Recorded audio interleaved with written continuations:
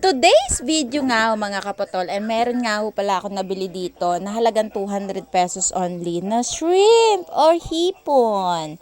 At ang lulutuin nga ho natin sa kanya ay garlic shrimp. Ganon! Uy, ang arte! Ayun na nga mga kapatol, ay meron nga ho akong nabili dito na hipon nung pumunta nga ho kami sa bayan. Pero kulang yan sa timbang. So, hindi ko na pahahabain. Wala nang intro-intro. Lesson learned na lang din talaga sa akin sa mga hindi marunong tumingin ng mga kilo-kilo, mga guwit-guwit. Ay basta nalaan din talagang bumili ng shrimp nang hindi nalalaman kung talagang yun ang tamang price. Ayan. Dami na talagang budol ngayon. So, binilang ko nga yung aking shrimp na yan. 12 pieces sa halagang 200 pesos na dapat yan ay 136 pesos lang. Perfect. Pero hayaan na natin. By the way, ayun na nga ho. Mag-move na nga tayo sa fries ng aking hipon na parang hanggang liig ko laang rin naman talaga. So, sabi nga ho ni Mister, ay lutuin ko na nga ho ang aming hipon dahil first time din talaga naming makakaulam ng gayi. Hindi ni sa bahay. So, sa halagang 200 pesos ay mabubusog ka na din talaga sa kanya. Perfect. Ayun nga, medyo pricey nga ho talaga at ilang piraso lang yung makakain mo sa halagang 200 pesos. Naging masaya naman ang kaisipan mo at bunganga mo dahil nga nakakain ka na naman ng gayam. After so many years na paghihiwa-hiwa ko nga ho sa ating mga bawang ay tinadad ko laang naman ang para-paras lang din naman ng hiwa. Alangan. At ayun nga ho, pinagtatad ko na laang nang wala ang sama ng loob sa aking hipon. Sabi ko nga ho kay Mister, hindi nga ako marunong magluto ng ganong garlic shrimp. Dahil hindi nga ho ako marunong magluto doon.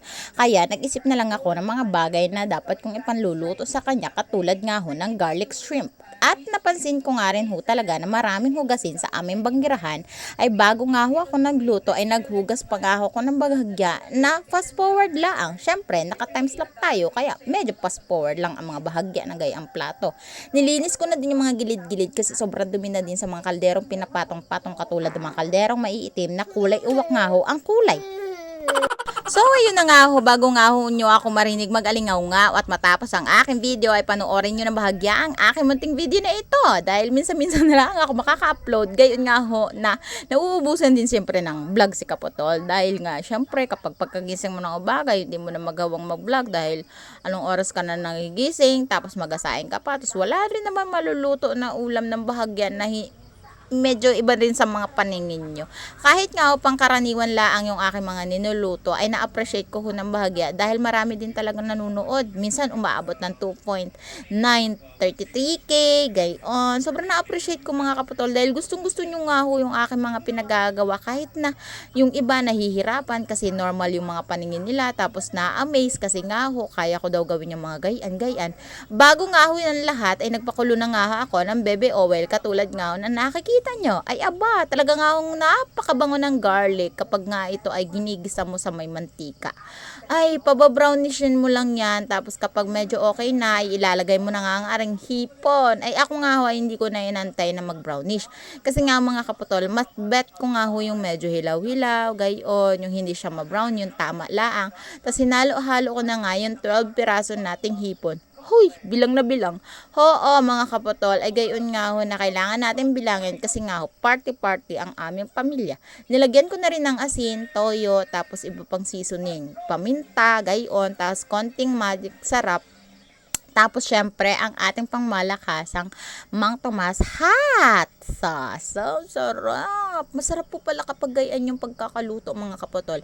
Sinabay-sabay ko na rin talaga siya. Hindi ko na rin talaga pinaigahan or inalis yung ating shrimp kasi para nga ho, maluto siya ng bahagya. Kasi ang shrimp nga ho ay medyo malansay ang mga gayaan. Tapos, si tirisin, after mong kainin yan, baka nga ho ay lumabas yung mga dapat hindi lumabas sa buhay mo at sa katawan mo. Pero wala naman ho akong allergy sa mga ganyan. Kaya nga ho, kahit na kumain ako niyan, ay for the go.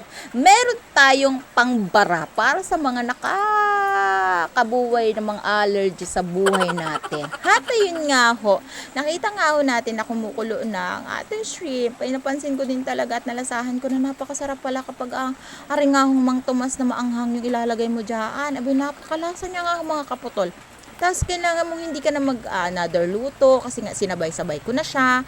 Tapos kapag naluto na nga ay pwede na nga ho tayong kumain. Ay pagkakasyahin din natin yung 12 pieces nating shrimp para nga sa ating pamilya. At syempre kailangan umabot ng maga, tanghali, hapon. Huy, napakatipid naman ni Kaputol. Tapos tuwa ako sa asawa ko kasi nga ho ay tinitipid-tipid niya nga ho yung mga nauulam namin dahil nga ho ay sabi niya nga ho sa akin ay minsan lang tayo makatikim ng gayan B. Ay nakakatuwa dahil nga ho, sa sobrang minsan lang din naman ay sabi niya nga naisip niya paano kaya mag-alaga ng mga gayong hipon. Ay siguro malaki ang kita nila dahil ang kilo niyan ay umaabot ng 550, 600, 700 gayon. Sobrang pricey talaga siya. Pang rich kid talaga yung price sa mga hipon, mga limango, hindi yun namin yan kaya.